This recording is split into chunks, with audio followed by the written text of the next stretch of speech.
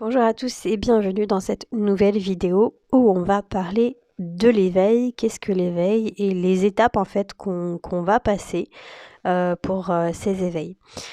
Donc déjà, je vais pas mettre des étapes, je vais pas les numéroter parce que chacun va passer par des étapes différentes, on n'est pas obligé de faire les mêmes étapes. Et puis, chacun va le ressentir à sa manière, à sa vision des choses. Donc, je ne vais pas les numériser. Mais par contre, je vais vous parler des étapes que moi, en fait, par lesquelles je suis passée et pourquoi j'en suis là aujourd'hui. Voilà. Alors, pour moi, par exemple, il faut savoir que j'étais déjà bien éveillée quand j'étais petite. Donc, quand je parle d'éveil, pour moi, ça veut dire prendre conscience des choses qui nous entourent, de la vie qu'il y a autour de nous. Pas que nous, on n'est pas que centré sur nous, on est toujours en fait en train de penser un peu aux autres, en train de penser ce qui se passe dans les autres pays, parce que moi, c'est ce que je faisais quand j'étais petite. C'est vrai que quand j'étais petite et qu'on regardait les informations, j'étais toujours en train de me poser des questions et j'étais très déjà pragmatique, c'est-à-dire que je comprenais pas ce que faisaient les adultes, je comprenais pas pourquoi ils réagissaient de telle manière ou telle manière, mais je pense que c'est beaucoup d'enfants en fait qui voient les choses avec pas forcément innocence, mais avec un point de vue vraiment très simple. C'est-à-dire, bah voyez, quand je voyais les guerres qui existaient, qui se passaient en fait à la télévision, etc., je comprenais pas pourquoi, puisque ça me paraissait tellement bête et inutile que enfin, c'était c'était inhumain, c'était bah pourquoi, c'était tout simple, hein, c'était pourquoi on ne divise pas tout l'argent qui existe dans ce monde et on le distribue pas dans le sens où on soit tous égaux. Vraiment, c'était des choses très, très, très sensées, très pragmatiques, très, j'ai pas envie de dire innocent parce que on n'est pas innocent déjà quand on commence à s'intéresser à ce qui se passe dans le monde, mais plutôt à se poser des questions justement à ce qui se passe autour de nous et pourquoi ça fonctionne comme ça. Donc il faut savoir que j'étais déjà comme ça à l'âge de 10 ans. Et que ça me rendait très très très très triste. Donc comme j'étais hypersensible, ça me rendait vraiment triste. Limite, je pleurais dans mon coin. Bon, forcément, personne n'était au courant parce que et puis ça m'affectait énormément en fait, hein. Alors moi, c'est vrai que j'ai eu souvent le poids de plein de choses qui m'appartenaient pas. Ça fait partie aussi de l'hypersensibilité et d'une partie aussi d'éveil, de s'apercevoir que bah, des fois on porte des traumas ou des choses qui ne nous appartiennent pas et quand on est hypersensible, bah, souvent ça part de choses qui nous atteignent dans le monde. Il y a un côté positif, il y a un côté négatif à ça, c'est-à-dire que le côté négatif, bah, on va être très sensible et puis parfois on va être dans des moods très, très difficiles. Pourquoi on est ici et pourquoi tout ce monde-là est si dur et alors que les choses pourraient être si simples, mais parce que voilà, chaque humain est différent. Et puis à côté de ça, il y a aussi le côté positif, c'est que ben, on a envie de se battre d'un sens et de se dire que on peut essayer de changer les choses et qu'on peut essayer à notre échelle de faire en fait quelque chose.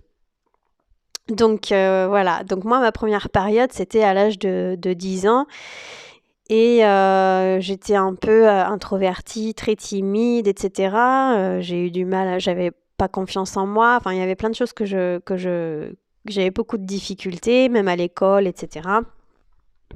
On me comprenait pas souvent. D'ailleurs, moi, je comprenais pas les autres non plus, hein, forcément. On cherchait pas non plus à me comprendre. Donc, il faut savoir se comprendre soi-même.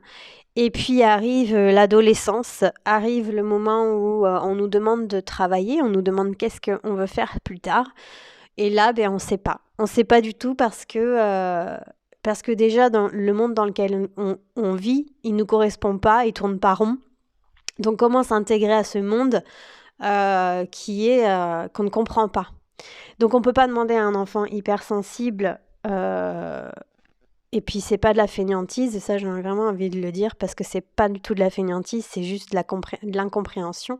Et on voudrait que tous les enfants trouvent leur voie à tel âge, mais en fait c'est complètement irréel, parce qu'un enfant ne se connaît pas, et puis il a beaucoup de difficultés parfois à entrer dans ce monde d'adultes qui est parfois trop dur et incompréhensible. Donc, il faut se façonner en fait, il faut rentrer dans des cases, parce que la société nous oblige, nos parents nous obligent, l'éducation nous oblige à rentrer dans des cases, donc on rentre dans ces fameuses cases et on passe par des travaux, donc on travaille, hein, c'est ce que la société nous demande, nous impose même, donc pour moi c'est de l'esclavage modernisé. Mais ça c'est un autre sujet. Mais ça fait partie des révoltes aussi qu'on peut avoir, donc en tout cas les miennes, et d'un éveil aussi qui fait partie de mon éveil à moi. Et voilà, cette incompréhension. Donc on est obligé à un moment donné dans sa vie, je pense,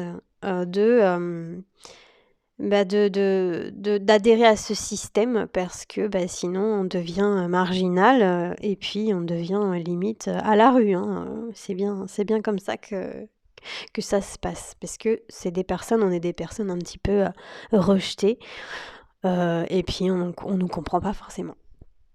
Donc, qu'est-ce qu'il faut faire? Voilà, qu'est-ce qui nous amène à ça? Travailler dans le système, et du coup, qu'est-ce qu'on fait quand on travaille dans le système? Eh bien, on s'oublie. On oublie qui on est, on oublie notre être, on oublie même notre façon de voir les choses, et on se dit que de toute façon, c'est comme ça. Puis de toute façon, l'éducation nous dit c'est comme ça, et t'as pas le choix. Et c'est tout, jusqu'à un moment, voilà, on nous impose, on n'a pas le choix que de se lever, d'aller travailler, parfois par des sociétés qui nous plaisent pas. Il y en a, bon, ils trouvent leur compte, et puis tant mieux pour eux, et il y en a, ils trouvent pas leur compte, parce que justement, ils ne comprennent pas ce système.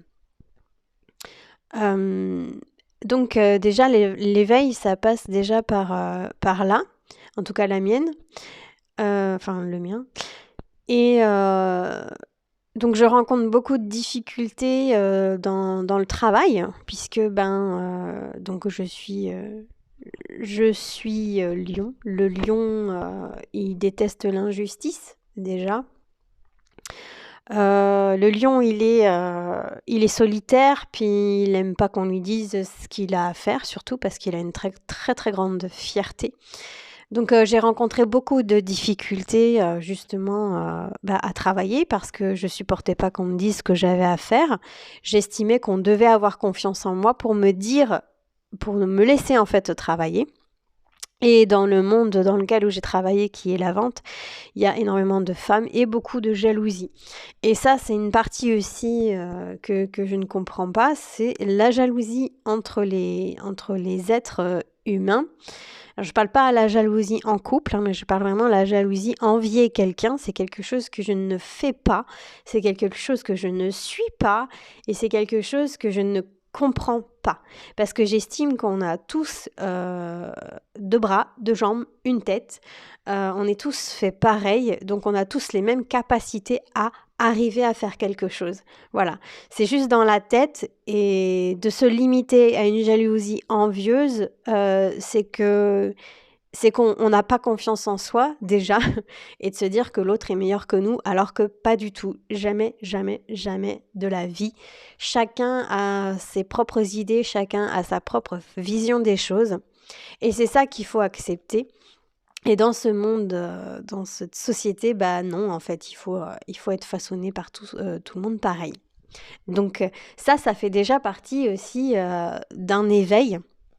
Alors je dirais pas spirituel, mais d'un éveil, je veux dire, de ce qui se passe autour de nous.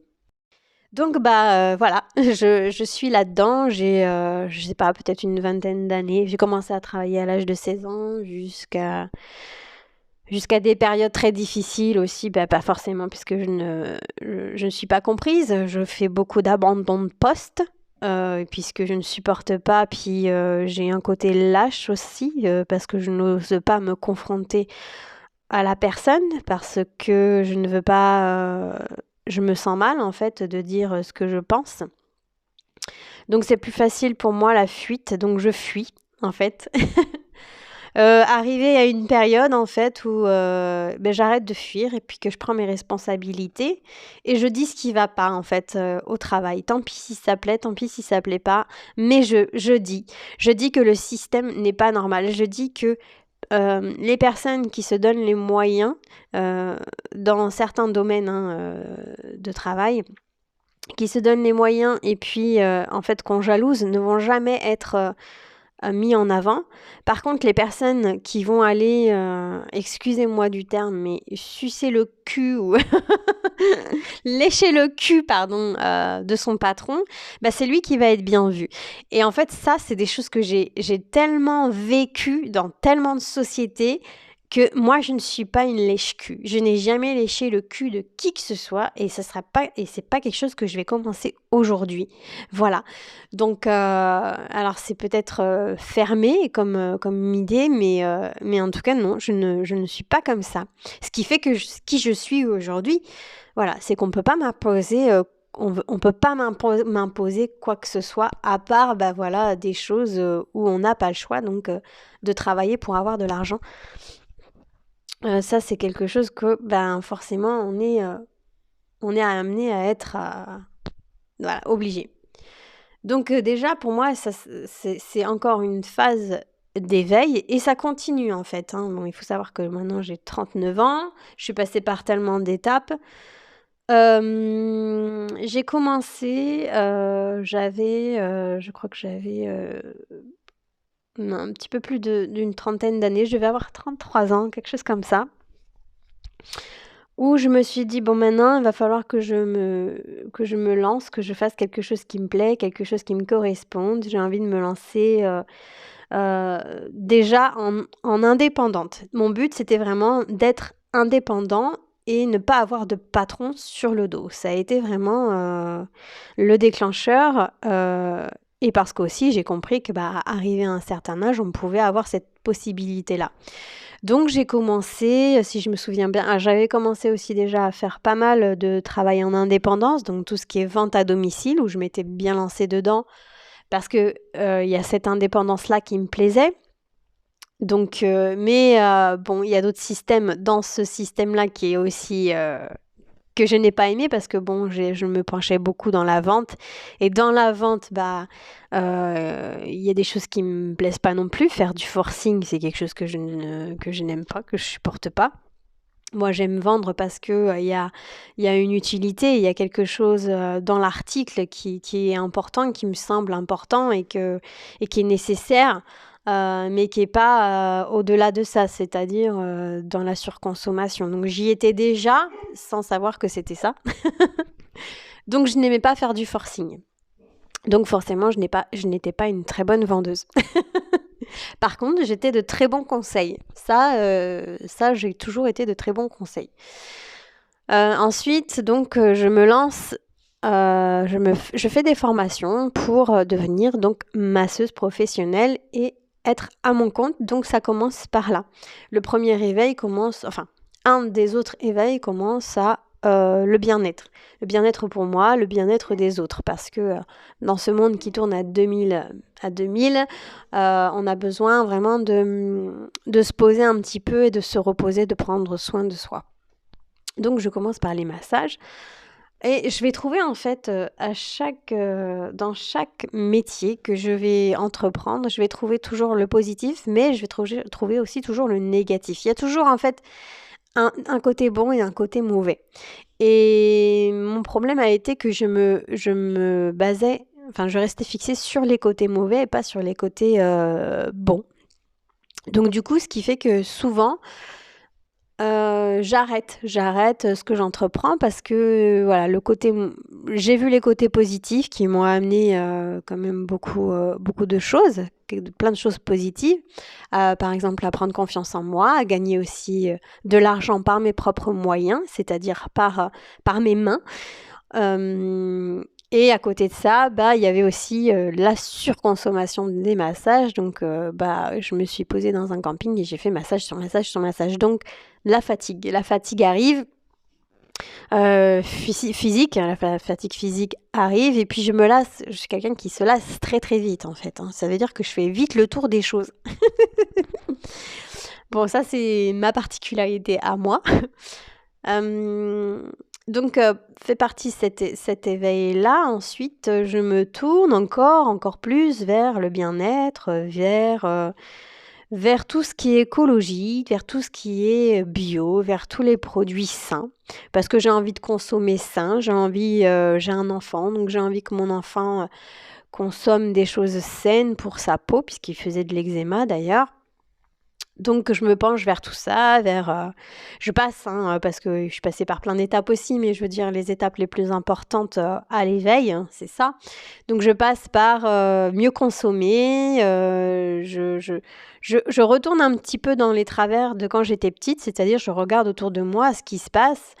Je m'aperçois que moi qui étais fan de maquillage quand j'étais jeune et fan aussi de vêtements, je m'aperçois dans ces années-là que finalement tout l'envers du décor de tout ça, c'est-à-dire que les animaux qu'on va tuer pour avoir de la graisse animale pour nos maquillages, je suis choquée, mais ça fait partie de l'éveil, on est choqué souvent, et ce qui fait très très mal, ce qui fait souffrir en tant qu'être humain.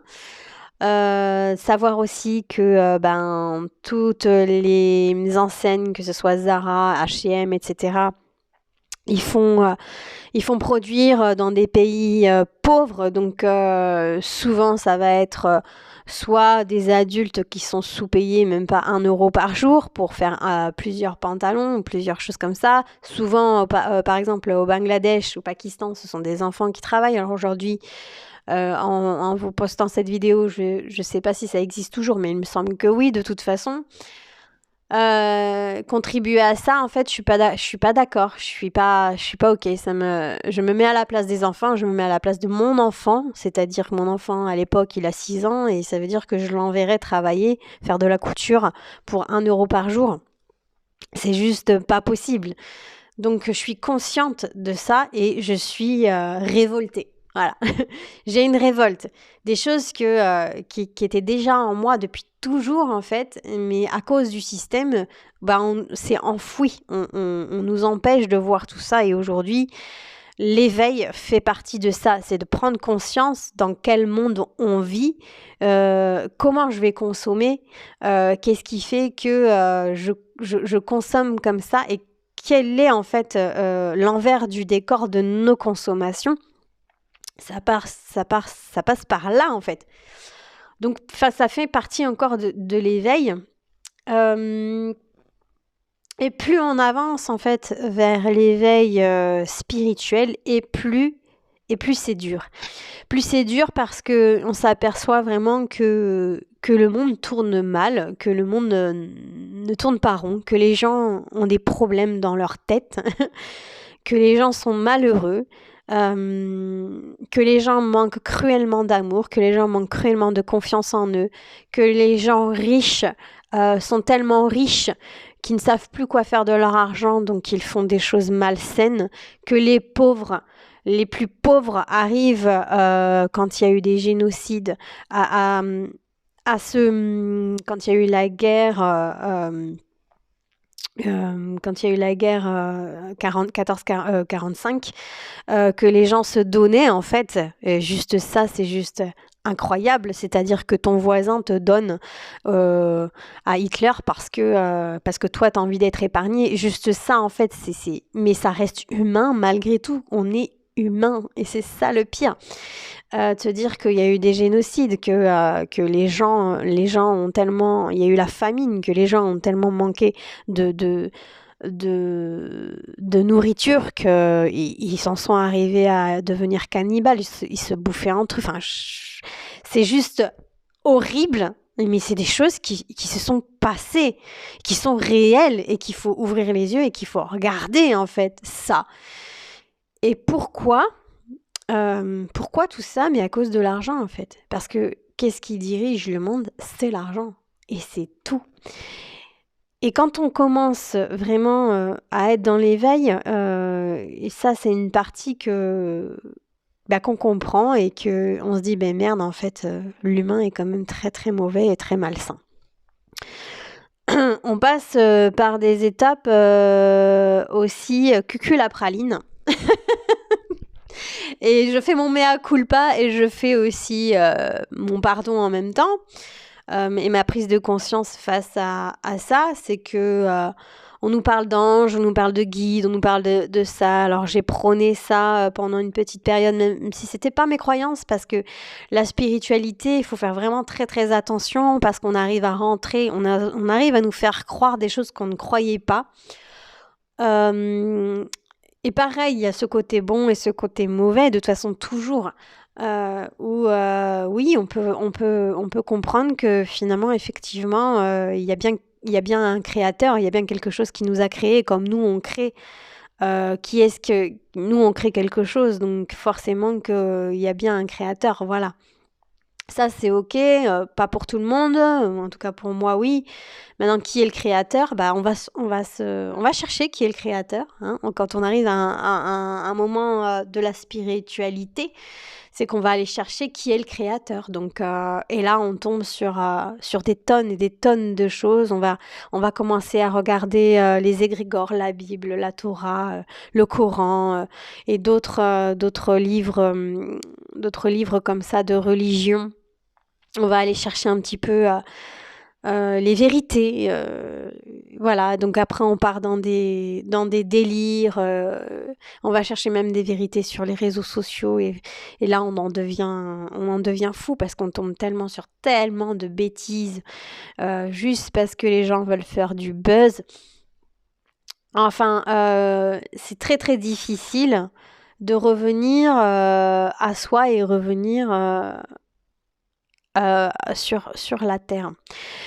Parce que vraiment, on nous pousse, et il y a ce côté-là vraiment de spiritualité où j'ai vraiment été très, très, très, très déçue, mais ça m'appartient. Hein. C'est qu'on veut nous faire croire que les choses sont belles, mais elles ne le sont pas. Et surtout dans la spiritualité et dans l'ésotérisme, où là on va parler un petit peu d'invisible, c'est que tous les champs sont possibles dans cette partie-là, c'est-à-dire que chacun peut vous faire croire ce qu'il a envie de vous faire croire. Et là, c'est très, très, très, très dangereux pour nous en tant qu'êtres humains parce qu'on arrive à se faire endoctriner, on va appeler ça comme ça, par des gens qui sont malsains, mais vraiment, je l'ai vécu.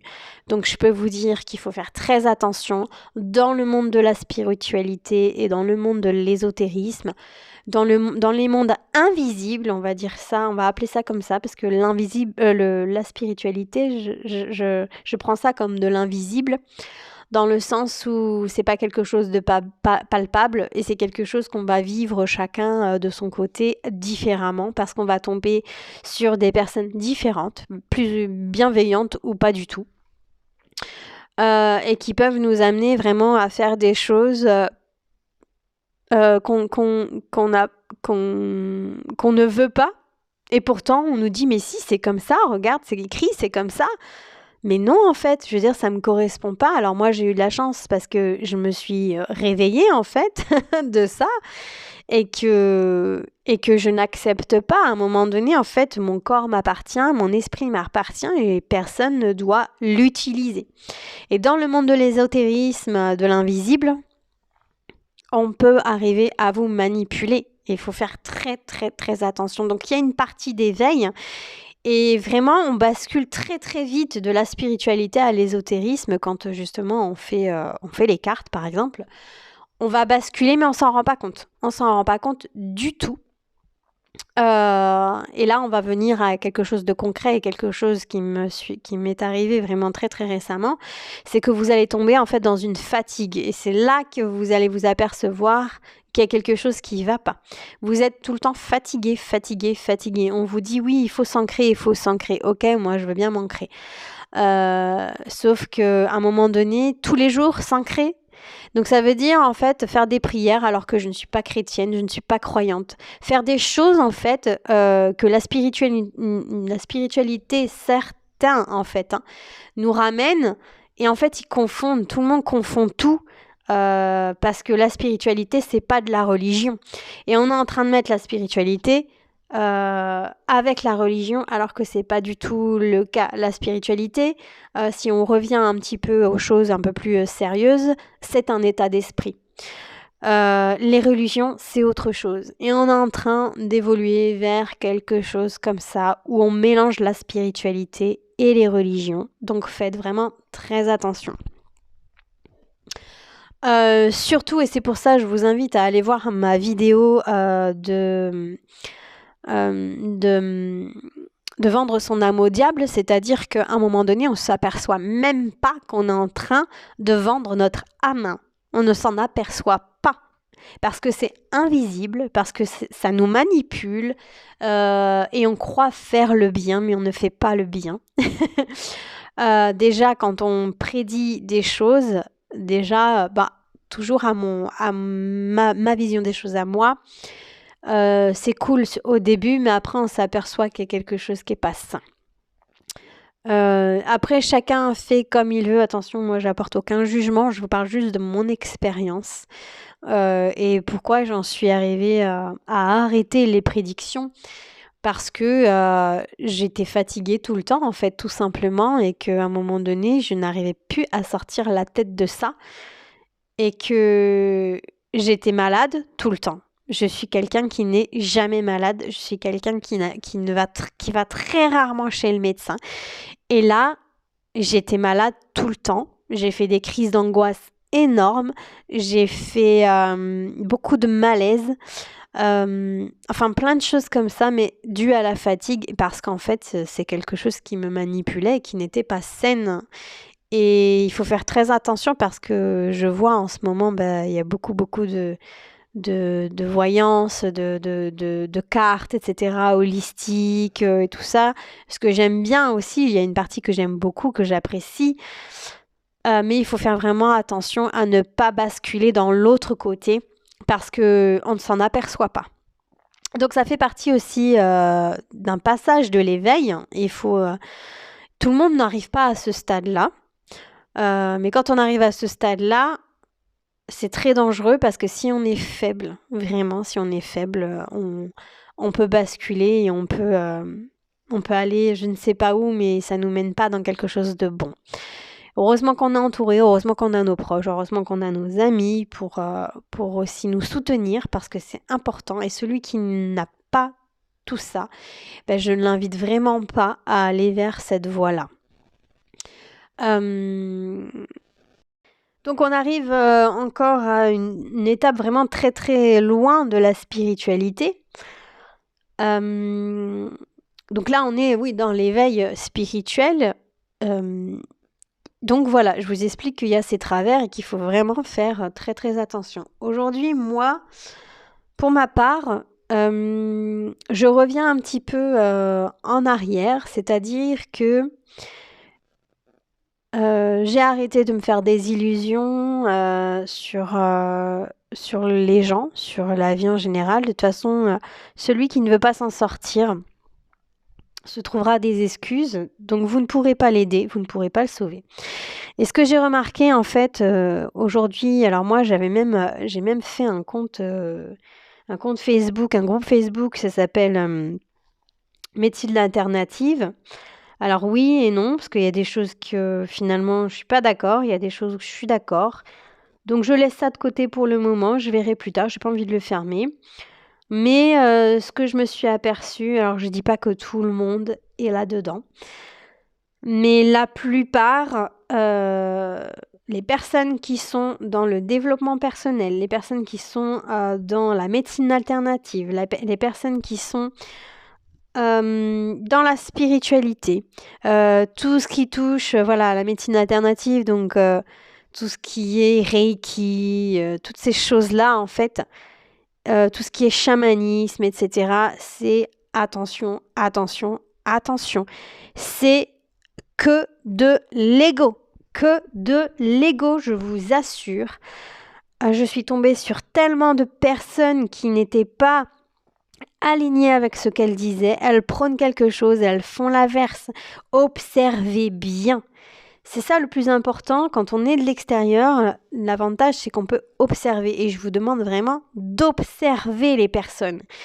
Regardez ce qu'elles disent, écoutez ce qu'elles disent et regardez ce qu'elles font. Si vous voyez que c'est pas en accord, n'y allez surtout pas parce que c'est des personnes dans l'ego. Et je vous dis ça parce que je suis passée par là. Souvent, quand on a des difficultés, quand on n'a pas confiance en soi, on va souvent se réfugier dans des choses où on croit en fait qu'on a guéri et c'est bon, on a confiance en soi. Mais non, c'est que de l'illusion, c'est pas vrai. C'est l'ego qui parle, c'est l'ego. Penser qu'on a la solution, c'est faux. Personne n'a la solution. Il n'y a que nous-mêmes qui avons la solution. C'est ça qu'il faut se dire. Maintenant, vous allez rencontrer des thérapeutes qui vont vous aiguiller, vous aider, mais le choix doit rester le vôtre. Il ne doit pas s'immiscer dans votre vie. Et puis surtout, il ne doit pas vous dire « moi je sais, moi j'ai la solution » parce que c'est faux. Et là, c'est faux, c'est faux, c'est faux. Ne l'écoutez pas, c'est pas vrai. La seule personne qui a la solution, c'est vous-même. D'accord? Donc dans la spiritualité et en ce moment, puis ça va aller de plus en plus et de pire en pire, déjà sur les réseaux sociaux, on en voit plein, puis c'est que de la manipulation, c'est que du fake, surtout sur TikTok, sur YouTube aussi. J'ai vu tellement de vidéos de fausses personnes, mais essayez vraiment de distinguer parce que c'est important, parce qu'ils vont vous amener à faire des choses que vous ne voulez pas faire. Et ça, c'est juste parce que c'est l'ego. Voilà, les réseaux sociaux, c'est l'ego. Donc on arrive moi, j'arrive à revenir un petit peu en arrière. Je me suis cassé la gueule, hein, vraiment, sincèrement. J'ai ouvert ma boutique, etc. Et je me suis bien pris une belle claque dans la gueule. J'ai appris énormément. Beaucoup sur moi, beaucoup sur les gens, beaucoup sur l'être humain. Et ce que j'en conclus aujourd'hui, c'est que de toute façon, celui qui veut pas se sauver ne se bougera pas le cul. Et puis, j'ai envie de revenir à quelque chose qui me passionne parce que il y a aussi ce côté dépersonnalisation dans la spiritualité et aussi dans le bio, dans l'éco-responsabilité, etc. C'est-à-dire que à un moment donné, je me suis plus maquillée du tout, j'avais plus envie de me maquiller, j'avais plus envie de m'habiller, je m'habillais comme une poupou d'ailleurs encore aujourd'hui. Je m'habille comme une poupou, c'est-à-dire j'ai envie d'être à l'aise. Il y a une sorte de dépersonnalisation là-dedans, c'est que non en fait. On veut nous faire culpabiliser de ci, de ça, oui c'est sûr. Hein. Puisqu'il y a un côté vraiment où il faut regarder le dessous, l'envers du décor. Je suis 100% d'accord avec ça, mais il faut faire attention aussi parce qu'on doit garder notre personnalité. Et à un moment donné, moi, je me suis un peu paumée dans tout et n'importe quoi en me dépersonnalisant, c'est-à-dire que je ne savais plus qui j'étais, ce que je voulais et pourquoi je faisais ça en fait. Parce que c'était voué à l'échec directement, parce que chacun en fait doit se sortir tout seul de ça. Nous, on peut donner, je veux dire, quand on est passé par là, on a l'expérience, on va dire. Donc, là, la vidéo que je vous fais, c'est une expérience, c'est l'expérience que moi j'ai eue et que forcément, vous allez avoir la vôtre. C'est juste un partage d'expérience et à aucun moment, voilà, je vous dis quoi faire. Il y a quand même une sorte de prévention, ça c'est sûr, parce que pour moi c'est important. Mais après, si vous devez aller sur ce chemin-là, c'est que vous devez aller sur ce chemin-là, c'est que vous avez quelque chose à comprendre. Et moi, si j'étais là-dessus, c'est que j'avais quelque chose à comprendre et je vous dis que je me suis pris une bonne claque. Parce que l'ego est toujours là. L'ego est toujours là, il fait partie de nous et il s'en ira pas. Et si on n'a pas d'ego, on n'a pas de personnalité, vous voyez ce que je veux dire? Donc il faut faire attention. Il faut pas tout mélanger, il faut faire attention et retrouver vraiment quelque chose qui nous passionne, mais nous, pas les autres. Et surtout, on ne doit pas se considérer comme Dieu. Et beaucoup, beaucoup de thérapeutes se considèrent comme Dieu. Et eux, pareil, ils vont se prendre des claques comme moi, je m'en suis prise parce que il y en a qu'un. Et là, pour nous le rappeler à un moment donné. Donc, quand on veut se prendre pour Dieu, vous inquiétez pas, on retombe très, très vite à la terre ferme. C'est inconscient, tout ça c'est inconscient, ça se passe inconsciemment, mais c'est aussi un développement, aussi une partie des réseaux sociaux et de la société qui nous pousse aussi à aller par là, donc faites attention. Revenez à l'essentiel, revenez à vous et à ce que vous avez vraiment envie de faire, vous, sur cette terre et dans cette vie-là. Du coup, moi, je me suis un petit peu... ce que je considérais que je me suis égarée à un moment donné. Parce que le développement personnel, ça me plaisait, mais je n'ai pas fait d'études. Je n'ai pas d'études de psychologie. Et c'est quelque chose qui m'aurait finalement bien intéressée. Mais il y a 12 ans de parcours d'études. Donc, à 40 ans, bon... C'est pas que j'ai pas envie, mais j'étais pas douée. Je ne serais pas plus douée aujourd'hui dans les études. Donc, tant pis, c'est pas grave. Mais en tout cas, la psychologie, et d'ailleurs, je pense que ça sera un des métiers sûrement à développer et intéressant parce qu'il y a de l'avenir là-dedans, parce qu'il va y avoir beaucoup, beaucoup de gens qui vont être en difficulté mentale dans le futur. Et je pense que justement, si vous avez une force mentale, tournez-vous vers la psychologie parce que c'est très intéressant. L'humain est très intéressant, le cerveau est très intéressant, il est très, très fort surtout. Et donc, les métiers de psychologie, je pense que c'est à développer. Vraiment, c'est à creuser et il va en falloir dans le futur. Parce que, bon, voilà. Donc moi, je reviens un peu à l'essentiel, je reviens à ce que j'ai envie, à ce qui me plaît aujourd'hui. Et il y a eu une période vraiment où je m'étais lancée dans tout ce qui était énergie renouvelable, pardon. Oui, j'ai même travaillé pour les panneaux solaires. Bon, ça aussi, c'est encore autre chose, un autre sujet. Il y a toujours une part, vraiment, comme je vous ai dit, une part positive, une part négative dans tout. Mais il faut être conscient de ça et ensuite valider ou pas valider. Aujourd'hui, moi, je suis encore dans une phase où il y a tellement de choses qui me mettent en colère, tellement de choses d'injustice, tellement de choses qui me révoltent. Et aujourd'hui, je fais avec ce que j'ai, je fais avec ce que j'arrive, avec ce qui me correspond et c'est très dur. Parce que j'ai pas envie d'entrer dans ce système et je n'y rentrerai pas en fait. C'est pas en accord avec moi de rentrer dans ce système. Donc j'essaye de trouver des alternatives et on trouvera toujours en fait quelque chose à nous redire parce qu'on n'est pas 100% dans cette société. C'est difficile d'être, sinon on devient marginal comme je vous ai dit au début et c'est très dur. Donc oui, il y a une part une part de moi mais j'en suis consciente et c'est ça en fait qu'il faut faire, qu'il faut revendiquer, c'est notre part de conscience. Que oui, on dépend du système. À un moment donné, on est obligé de dépendre du système, mais c'est pas pour fainéantiser, c'est vraiment parce que derrière moi, dans ma tête, j'ai un but bien, bien, bien précis. Et c'est de trouver vraiment l'alternative à un autre système. Voilà. Je dis pas que j'y arriverai, je dis pas que c'est peut-être utopique, j'en ai rien à foutre en fait de ce que les gens vont penser. Mais moi, j'estime que j'ai cette part-là à chercher. Donc, je vais passer par des phases, je vais passer par des expériences. Je vais essayer de m'en sortir moi-même. Parfois, on va m'aider, parfois, je vais pas vouloir de l'aide parce que j'ai une fierté. Parfois, je vais envoyer chier les gens. Parfois, enfin, on passe vraiment par des étapes, mais on reste avant tout humain et humaine.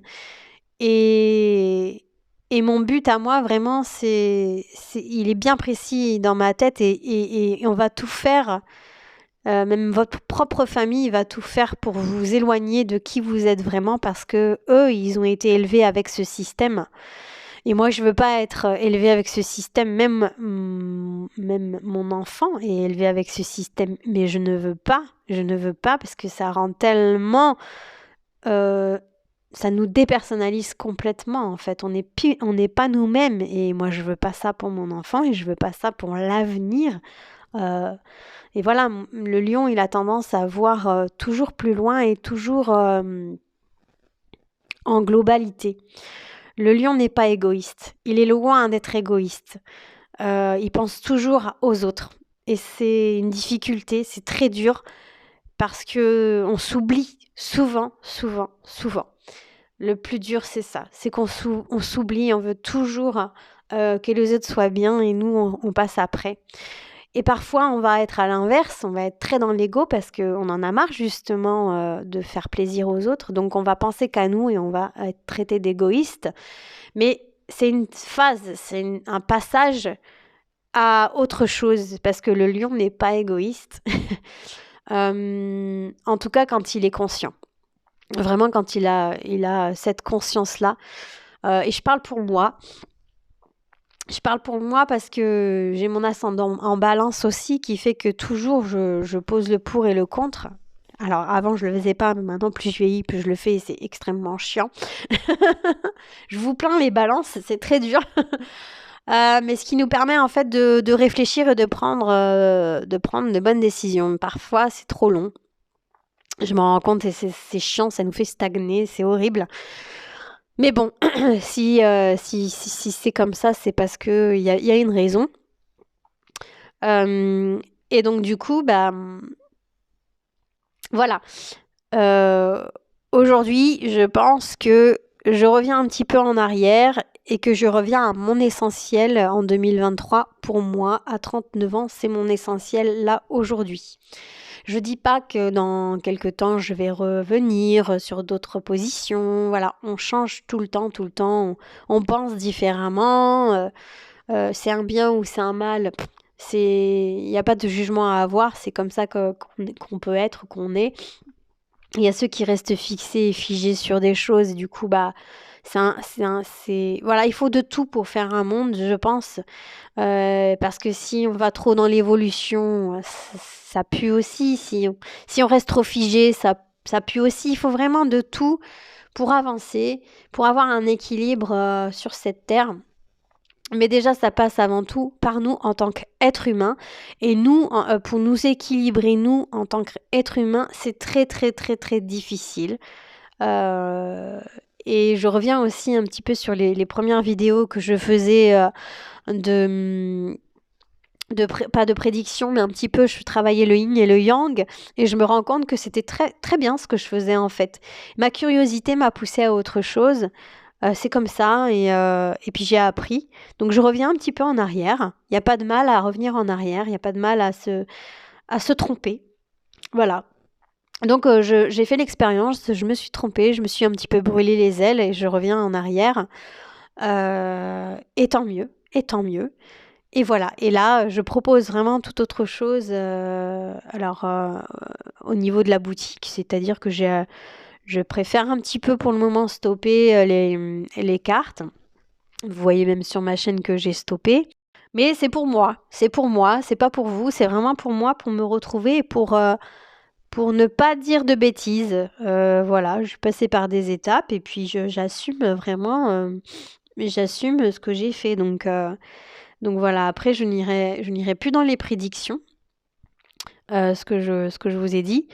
Et je me penche voilà, vers quelque chose d'essentiel, en tout cas pour moi, pour essayer d'avancer un pied dans la société, un pied hors société, parce que je pense que c'est comme ça que on va trouver des solutions pour sortir de cette société, en tout cas ceux qui le souhaitent, hein, ceux qui sont un petit peu comme moi, ceux qui sont un peu un côté très marginal, on va dire, et antisociétal. Et c'est ça l'éveil aussi, c'est prendre conscience que qu'on est dans une société qui tourne pas rond. L'humain ne tourne pas rond. Et c'est ça qu'il faut voir en fait. Et est-ce que l'humain peut changer? Je n'en sais rien. Franchement, je ne peux pas vous dire. Je l'espère, mais j'en ai aucune certitude. De toute façon, c'est à nous-mêmes de changer. Et puis, pour changer, il faut prendre conscience de ce qui se passe autour de nous, déjà, dans le monde entier, et pas rester figé sur nous, sur notre petite personne. Déjà, ça sera quelque chose d'acquis et de compris pour une évolution dans le temps, si vraiment on a envie, et si vraiment le monde veut changer, veut évoluer. Et je vois tellement de choses très néfastes pour nos enfants aussi. Donc vraiment, moi, j'ai un pied dedans et un pied dehors. Un jour, j'espère que j'aurai les 2 pieds extérieurs, mais comment je serai, je sais pas. Mais j'espère trouver des solutions, vraiment. J'espère trouver des solutions, donc j'expérimente aujourd'hui ma vie par rapport à ça. Pour vraiment, à la fin, peut-être quand j'aurai peut-être 90 ans, j'aurai des solutions pour le futur. Voilà mon état d'esprit aujourd'hui. Et alors c'était très personnel aussi cette vidéo, mais c'était important aussi de vous partager mon expérience par rapport à la spiritualité et à l'éveil. Voilà, donc n'hésitez pas à mettre des commentaires sur vous, sur l'étape où vous êtes aujourd'hui. C'est intéressant aussi de savoir ce que vous pensez de tout ça. Voilà, on est là dans le partage, dans la bienveillance toujours, dans le respect surtout, dans le respect d'avoir d'autres visions des choses. Voilà, donc vraiment, je vous demande vraiment de respecter et de prendre conscience quand vous mettez un message en commentaire. Voilà, je vous embrasse très très très fort. Désolée pour cette longue vidéo, mais c'était important pour moi de vous la faire. Je vous embrasse très très fort et j'espère bientôt vous refaire des petites guidances sympathiques, mais pour le moment, je n'ai pas envie. Voilà, je me consacre à ma petite boutique et à moi-même. Voilà, je vous embrasse. Gros bisous et je vous aime tous très fort. Ciao, ciao.